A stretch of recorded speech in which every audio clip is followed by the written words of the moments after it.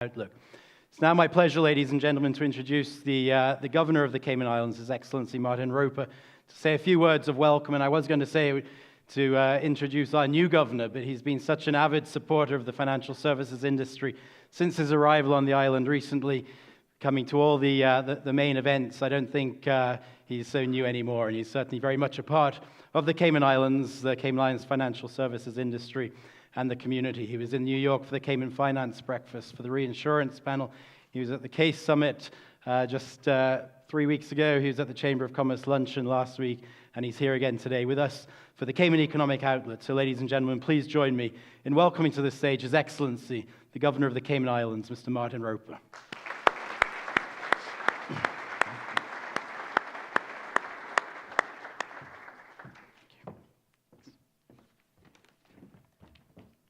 Good morning, everybody, and thank you very much, Chris, and I am so relieved you have established protocol as efficiently as you did.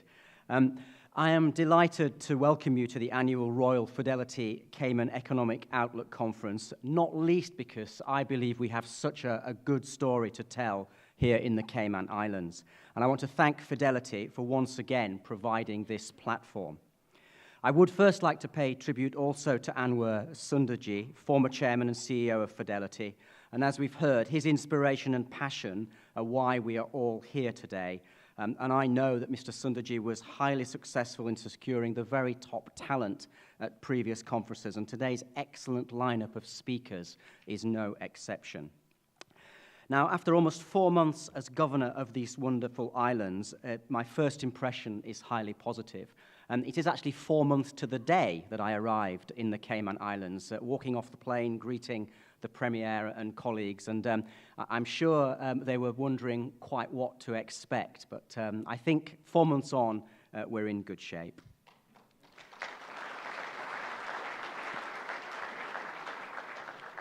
The two main engines of the Cayman Islands economy are also in great shape. The Cayman Islands has a high-quality tourism industry with cruise visitor and overnight stay numbers at record highs. We have a world-class financial services industry. Cayman has been for some time and still is the offshore jurisdiction of choice for many financial organizations. The Cayman Islands' long-standing record of cooperation and transparency with international efforts on tax issues in the financial services industry speaks for itself. I have observed at close quarter the strong commitment to compliance with international standards. The upcoming CFATF report on anti-money laundering and terrorist financing will require further measures to be taken by the jurisdiction. Cayman will remain on the front foot in responding proactively and constructively to the recommendations, which are key to continuing success. The government, ably led by the Honourable Premier, is delivering economic growth with indicators that are the envy of many in the region and elsewhere.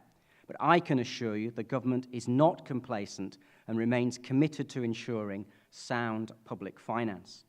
Infrastructure investment continues to provide jobs. For example, the new airport expansion is almost complete, and I am delighted their Royal Highnesses, the Prince of Wales and the Duchess of Cornwall, will open it on their visit to the Cayman Islands at the end of March. This is the most important royal visit to the islands since Her Majesty the Queen in 1994. And the Dark Group's continued long-term investment in infrastructure and tourism also contributes to a bright future for the Cayman Islands. Under the excellent leadership of Deputy Governor Frans Manderson, we are entering the second year of a 5-year strategic plan for a world-class civil service. This strategy is already paying dividends in important areas of customer service and leadership. Last year, more than 225,000 customers showed average customer satisfaction ratings exceeding 91%, and employee engagement is also going in the right direction. There is much more to do, but we are on the right track. Cayman has always been favored by international clients for its ties with the United Kingdom. Our focus on the rule of law, our highly respected judiciary, and our comparatively strong law and order situation will continue to support our stability and prosperity. I and the UK look forward to working alongside the Cayman Islands as it develops and evolves to adapt to meet the ever-changing global landscape. Now, this morning, we've seen a dynamic new world braving the turmoil, so I imagine that people will expect me to say something about Brexit, although as I listened to the news this morning and heard Daniel Cohen's address, but also President Trump's diplomacy in North Korea, I had other things on my mind as well. On Brexit, the UK will face some big political decisions next week. The choices effectively come down to Parliament backing the Prime Minister's withdrawal agreement on leaving the EU or a delay in leaving the EU. That could be a short delay, a long delay, or even no Brexit. We will find out soon which way it is going. But if we step back for a moment from the noise and the uncertainty, what we can be certain of is that the UK will continue to be one of the world's leading economies and a global player. It will continue to be a force for good in the world, championing free trade, rule of law, democracy, and human rights. And the UK will ensure that the interests of the overseas territories are protected and that our links can bring even more mutual benefits under a truly global Britain. And as we survey the international landscape and the increasing challenges to the rules-based international system that has helped to maintain the peace since World War II, I believe it is more important than ever for the UK and the Cayman Islands to work together in helping Cayman's businesses maximize the economic opportunities from overseas and attract investment to these shores.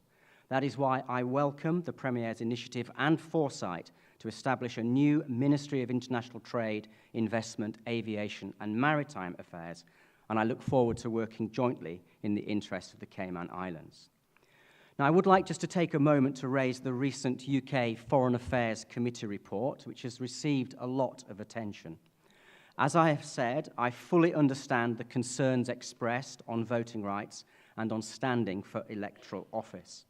But it is important to be clear that these are recommendations from a House of Commons parliamentary committee and do not reflect government policy. The government has said it will reply in due course. And I have already ensured that the strong feelings this has aroused in the Cayman Islands are fully explained to the Foreign Office in London. But it is worth noting that Lord Ahmad, the UK Foreign Office Minister for Overseas Territories, in his oral comments to the Foreign Affairs Committee during their inquiry, said he recognised this issue aroused strong feelings in the overseas territories. He added that the OTs, the overseas territories, should decide on these matters themselves, and that he had no plan to intervene.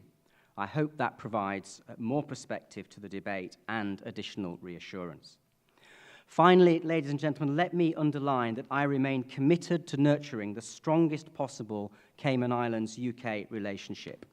Working together collaboratively and in partnership is a powerful combination. As a bridge between Cayman and the UK, I will strive to do my utmost to support the security and prosperity of everybody on these wonderful islands. I hope today's conference will be interesting, insightful, and give us all plenty to think about. Thank you very much.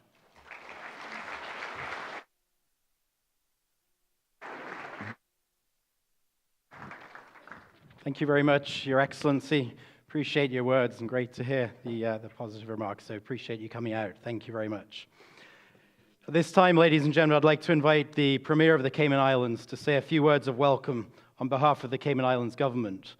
The Honourable Alden McLaughlin, ladies and gentlemen, was first elected to the Cayman Islands Legislative Assembly back in 2000, and he's been a legislator ever since.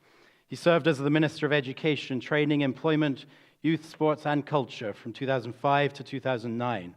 And for his contribution to constitutional development in the Cayman Islands, Her Majesty Queen Elizabeth II awarded him the MBE in the Queen's Birthday Honours in 2010.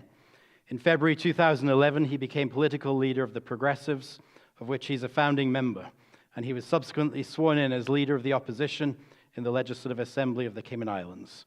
He was named Premier of the Cayman Islands following the general elections of May 2013, where his Progressives Party won the majority of seats. He served as Minister for Home Affairs, Health and Culture from 2013 to 2017. He's the first Premier to serve consecutive terms in the Cayman Islands after he won re-election in May 2017. He currently serves as Minister for Human Resources, Immigration and Community Affairs. Mr. McLaughlin's a lawyer of 25 years standing and is a former partner in a local Cayman Islands law firm. He's also had a busy few weeks delivering opening remarks at a number of events, also at the Cayman Finance Breakfast in New York City 4 weeks ago, at the CASE Conference 3 weeks ago, at the Chamber of Commerce Legislative Luncheon last week, where he very kindly gave us all another bank holiday to look forward to. And now, with eager anticipation, ladies and gentlemen, as what's become known over the years as the unofficial State of the Nation address, please join me in welcoming to the podium the Premier of the Cayman Islands, the Honourable Alden McLaughlin.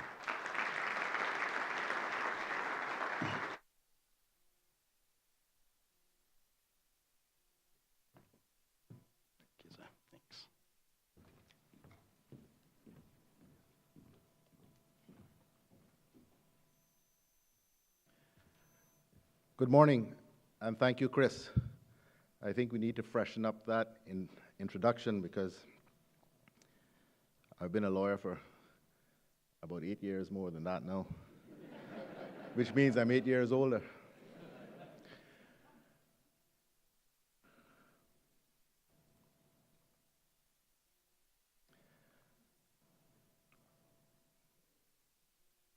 I want to start by thanking our hosts, Royal Fidelity, for this invitation to speak at what has become an important annual conference in the Cayman Islands business calendar. I too wish to pay tribute to Anwar Sundarji, former chairman and CEO of Fidelity. For many years, as has been recognized, he was the driving force of this conference. And those of you who have been here before will know and understand how much he brought to this event, and how we all look forward to his political and economic insights and his wry humor as he addressed the conference each year. Anwar, we miss you. Governor, I thank you for your kind words, and as you will hear shortly from my presentation, I very much agree that our economy is in great shape. But I want us all to also take the view of regional economist Marla Dukaran about our economy when she presented her January online economic report about the state of Caribbean economies in 2019. Now, the video has a couple of glitches in it, but I believe the message is important enough that we should nevertheless listen to what Ms. Dukaran had to say as an objective voice about the state of Cayman's economy. Switching now to the Cayman Islands, of course, my favorite place and the best run economy in this region. In addition to running consistent fiscal surpluses, we have growth of about 4% in the Cayman Islands. There's been 8.5% growth in construction. Stay-over arrivals are up 11%.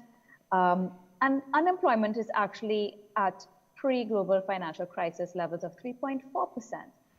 And remarkably, their debt to GDP ratio is only 14.5%, 14.5.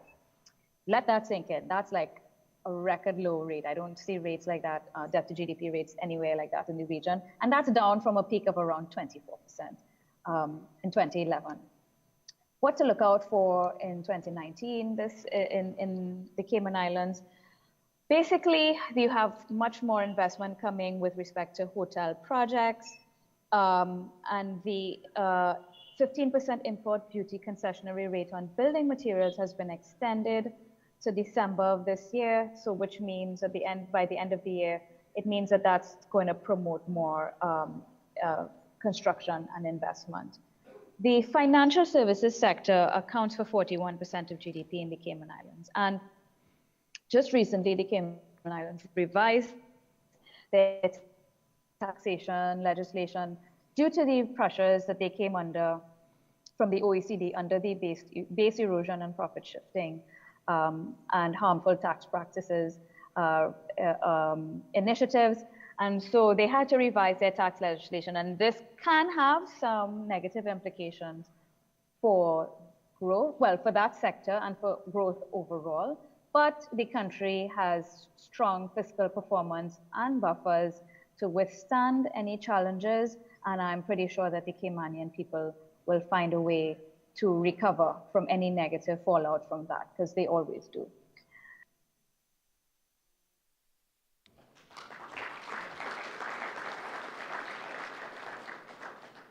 I thank Ms. Dukaran for continuing to acknowledge the hard work done by this government to create not only a strong fiscal climate, but also one that is conducive to growth and investment and that brings benefits to Caymanians.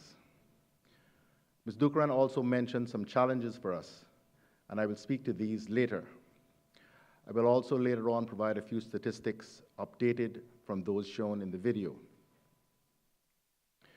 As we gather this morning to think about the global future economic outlook, perhaps it's appropriate that you do hear from a politician.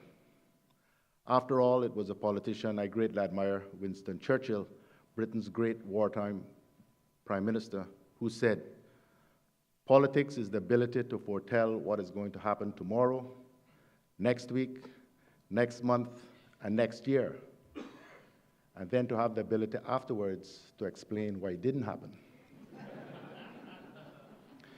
He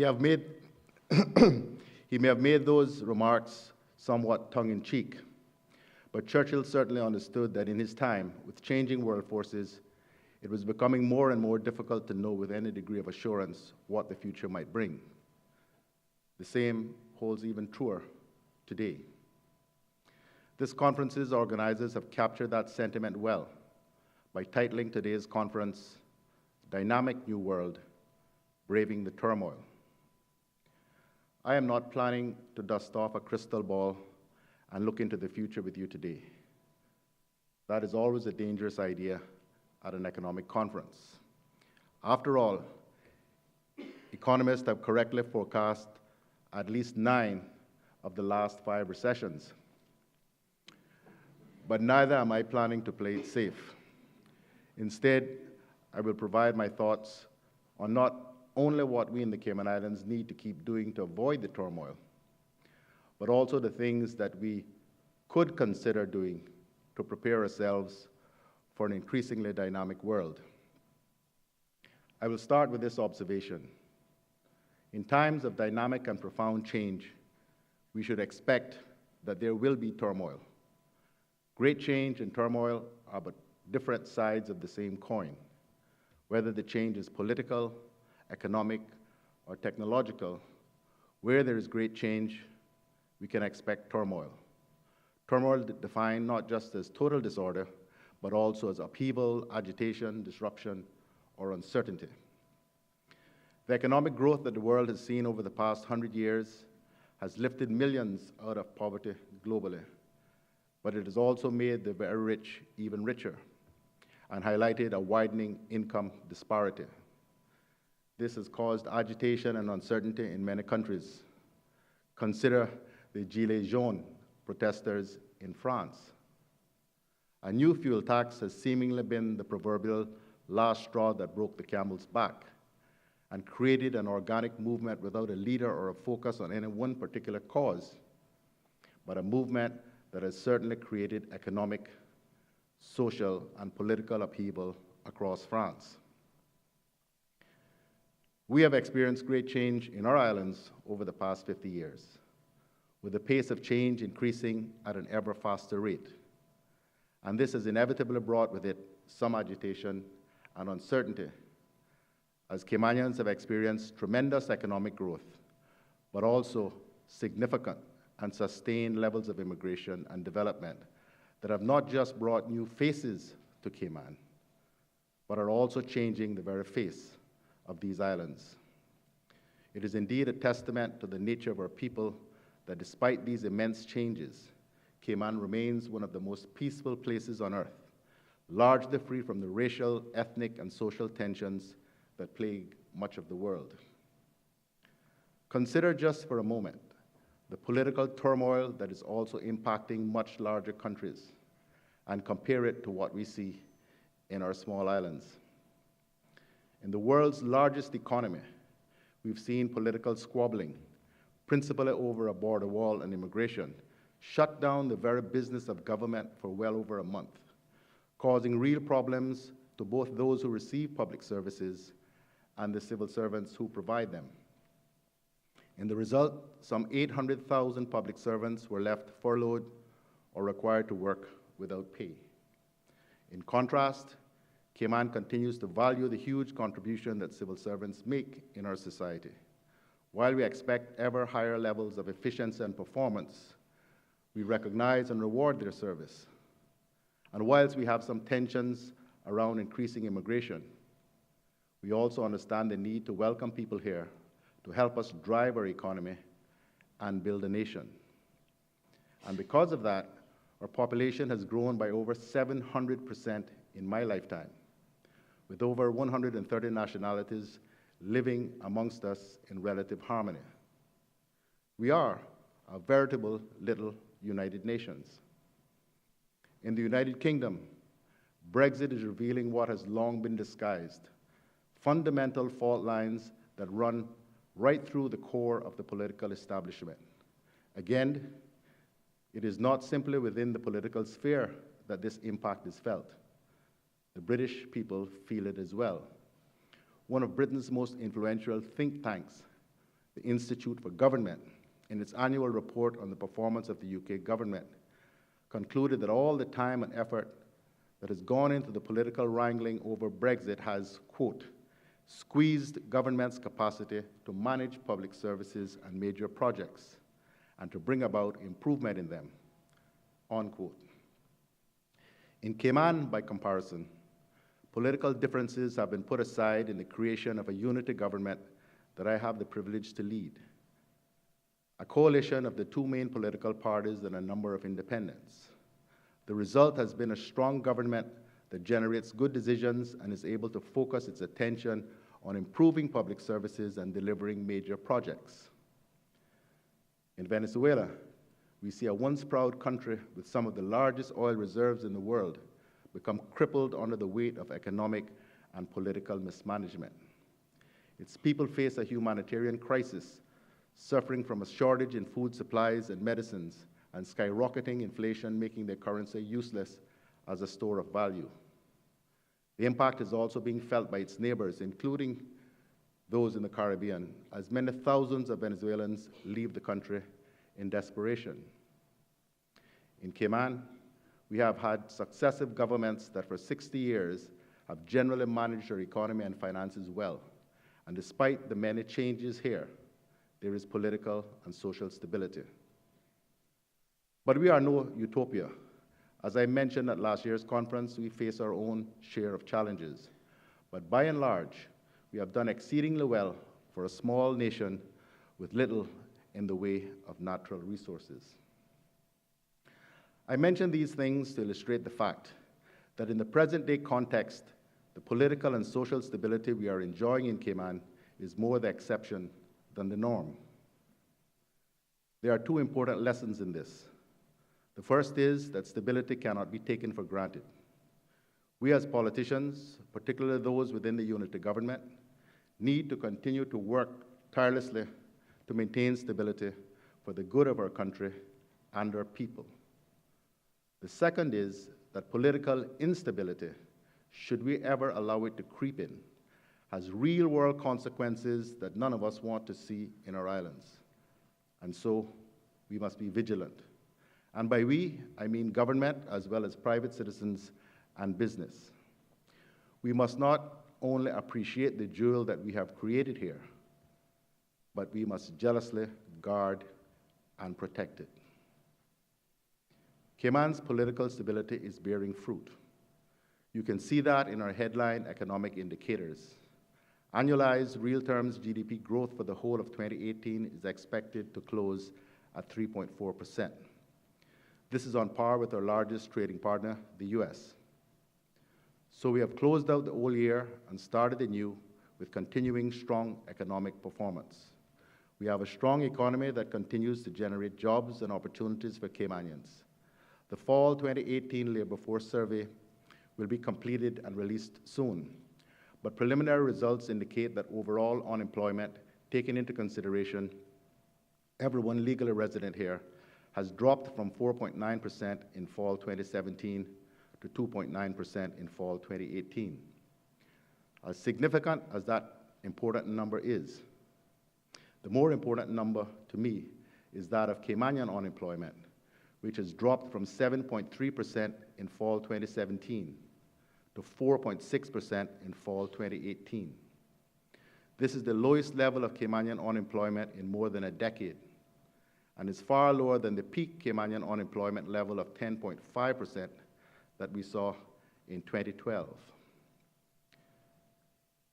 Political stability then has assisted in creating strong economic performance. That in turn is sustaining confidence among businesses and investors about our future, and their confidence is the foundation for maintaining growth and creating further opportunities for Caymanians.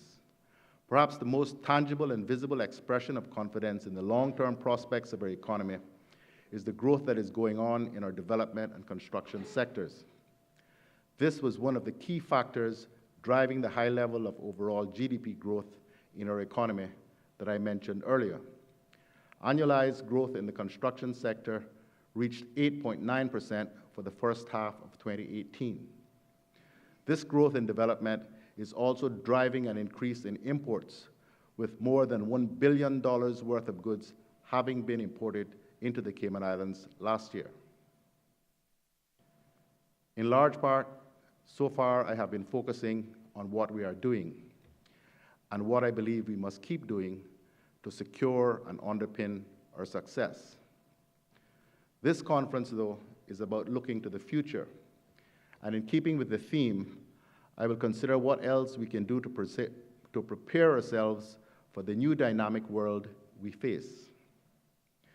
In considering the future, we should not just look at the most careful and predictable of scenarios, but at what exciting possibilities may be available to us if we are only more ambitious and innovative in our approach.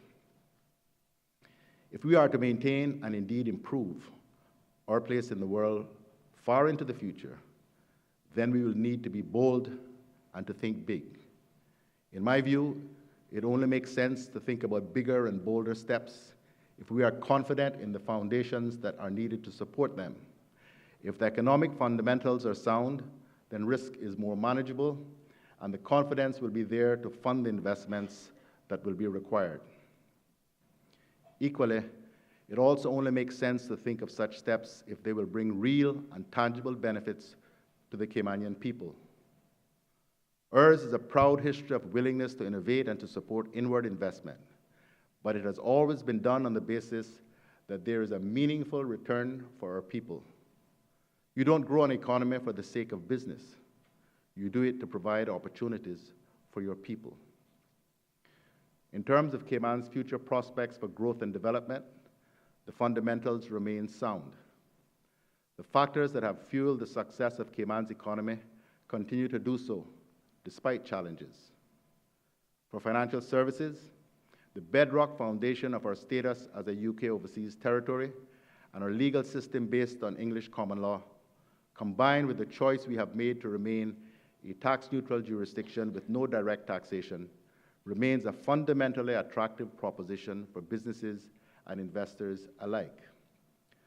The ability of the industry to innovate and the willingness of government to combine a business-friendly environment with appropriate but proportionate regulation will continue to maintain our competitive advantage so long as there is a level playing field.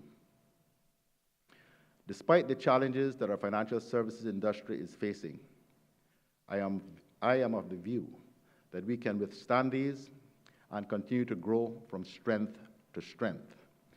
Ms. Dukaran noted one such challenge in her video when she referred to initiatives by the European Union and their concern, justified or not, with countries that have no or low tax regimes. For those of you unaware, the Cayman Islands, along with another 20 or so countries, are currently undergoing yet another review, at the end of which the EU will either give us their good housekeeping badge of approval or blacklist us as having a harmful tax regime. The concern, presumably, is that low or no tax regimes are harmful, whilst presumably high tax regimes are not. This is never, though, simply a technical exercise. In the end, the EU makes political judgments. My government has therefore played its part in trying to influence those judgments by engaging with the EU. This engagement continues, and we, along with the other 20 or so jurisdictions undergoing the review process, await the decision of the EU Economic and Financial Affairs Council, known as ECOFIN, meeting on the 12th of March. I repeat here what I've said elsewhere. I remain confident that if the EU review process is fair and not overtly political, we will not end up on any blacklist. But this is but one challenge. There are many more to come.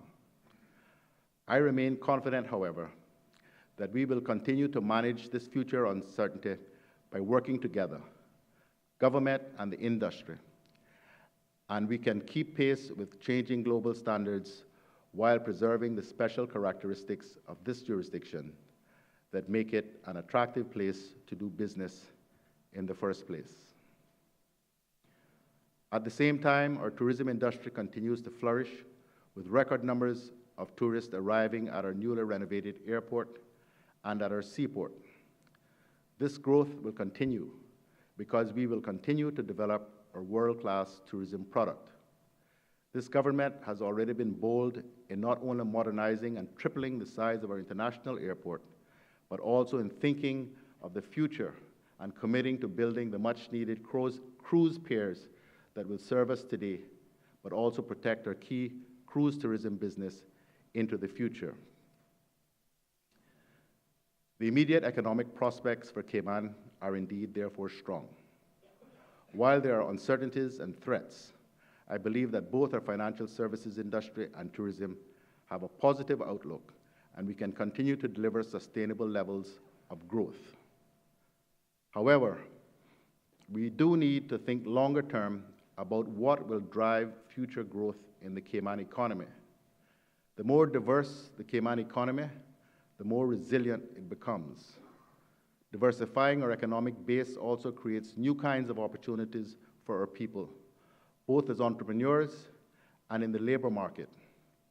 And so we have attracted and continue to attract new types of technology and knowledge-based businesses.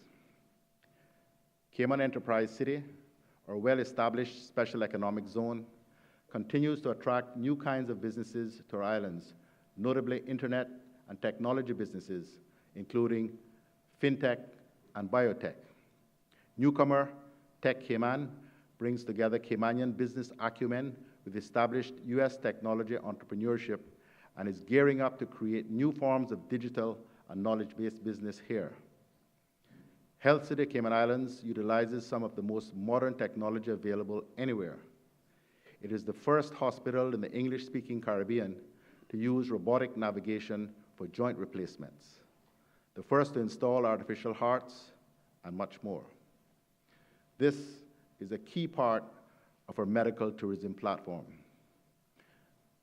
And we continue to look to diversify financial services, more recently by attracting more reinsurance companies into Cayman, taking advantage of disruption in other jurisdictions to create new opportunities for us.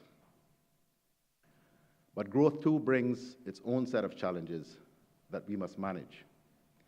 If we are to continue to grow, it is my view that we need to make really creative use of the scarce space we have. And despite the huge strides we have made in recent years, we must improve our future infrastructure, particularly our road network. The government is currently consulting on a draft national planning framework that begins to look at some of the crucial land use choices that will face us in the years to come. I support that consultation process, and I hope everyone will want to take part in the debate. However, the planning framework considers a relatively short time horizon, and inevitably, therefore, this causes participants to focus on marginal or incremental change. This has traditionally been the Caymanian way. We have taken a pragmatic approach and looked to make relatively small changes over time, as circumstances have altered. Over a period of decades, we have gradually allowed taller buildings as the demand for property for development increased. This demand continues and indeed strengthens, and with the growth we are now experiencing, there is already pressure to go beyond the current maximum of 10 stories above ground level. I pose this as a series of questions that we as a nation should now consider. Do we want to continue with the approach of incremental change? Or is now the time for us to think bigger and act more boldly when it comes to our land use and building heights? If so, how high and where do we want future development to be allowed? Last week, speaking to the Chamber of Commerce, I discussed the work government is doing in partnership with business and the wider community to revitalize our capital, Georgetown. I encouraged all involved to think creatively about how we might best use the space in Georgetown and the uses to which it might be put. While I personally favor mixed-use development across the redevelopment area, this is a genuinely inclusive process, and the government is willing to listen positively to the ideas people will bring forward. My government has already removed many of the constraints that have prevented innovative planning approaches in Georgetown in the past. We would be willing to look further and remove other obstacles, such as restrictions on building heights, in order to see the kind of positive redevelopment we want in our capital. The other obvious example of the potential for taller buildings is along the 7 Mile Beach corridor. All the messages about the strength of the tourism market and the luxury housing market suggest that there may be no obvious limit to building height in terms of what the market will bear. The question becomes then, what is our community willing to see happen? The answer to that, crucially, will depend upon the benefits that any such development brings. I said earlier that if we are to take bold steps, then there must be clear and tangible benefits for Caymanians. If development is seen to be just about luxury hotels and accommodation for rich foreigners, then our community will rightly reject it. If, on the other hand, it is not just seen to be, but actually is about the delivery of improvements in infrastructure and in the economic and employment opportunities and the social conditions of Caymanians, then I believe this is a debate we should be willing to engage in. By way of a kickstart to that debate, I can say today that representatives from DART Enterprises have recently spoken to government regarding plans for a landmark development within Camana Bay that includes an iconic tower that would greatly exceed the current development height limits, creating a new skyline that would be recognizable the world over. With this development, they will commit to investing in excess of an additional $1.5 billion into the Cayman Islands economy, not just in the development itself, but in critical infrastructure improvements and supporting workforce development. We all know that future development along 7 Mile Beach is inevitable. In fact, the new wave of redevelopment started some years ago and is now accelerating with the demolition of condominium complexes built in the late 60s, 70s, and 80s, and the construction of new 10-story luxury residences in their stead. The question is whether we wish to continue to limit the type of development in the 7 Mile Beach corridor in line with the status quo, gradually ratcheting up building heights and redeveloping existing sites to take advantage of changing regulations. If so, the result will be more of the same in terms of what 7 Mile Beach is slowly becoming, just a higher wall of glass and concrete than we have had at present, and which continues to take over the whole beach. Perhaps we can be content with this and the economic activity this incremental and ad hoc approach will create over the next 10 or so years. But what about the next decade and those that follow? This approach is unlikely to ensure that as a country, we maximize the full economic benefits of the 7 Mile Beach corridor. The alternative is to be bold and look at something different. A more proactive approach that considers taller buildings and that conserves ever scarcer beach land on the important 7 Mile Beach Strip.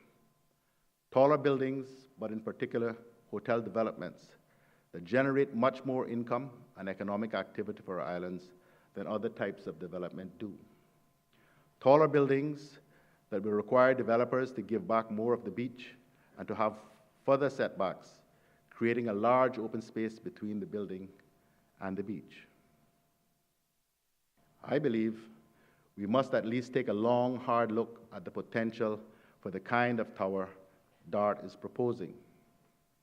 The development would necessarily be mixed use with hotel, residential, retail, and entertainment spaces. The potential economic benefits are considerable. More and different construction jobs during the build phase, new business and job opportunities for Caymanians to follow as new tourism and entertainment markets are developed to meet the needs of a different kind of tourist and a different kind of resident. And we must also consider that such a large-scale development project would create hundreds of jobs and economic opportunities, and thus would also help to serve as a much-needed buffer over the next few years when the inevitable next recession occurs. As part of considering this or any similar proposal, any developer will also need to bring forward a significant program of infrastructure investment. This would necessarily include road improvements, but also potentially social infrastructure, improvements to Cayman schools, and investment in affordable housing for local people, for example. And so, as a Caymanian, I am excited about the idea. As Premier, I'm determined that we engage positively with DART and with any other developers who might want to bring forward such ideas to see what might be possible.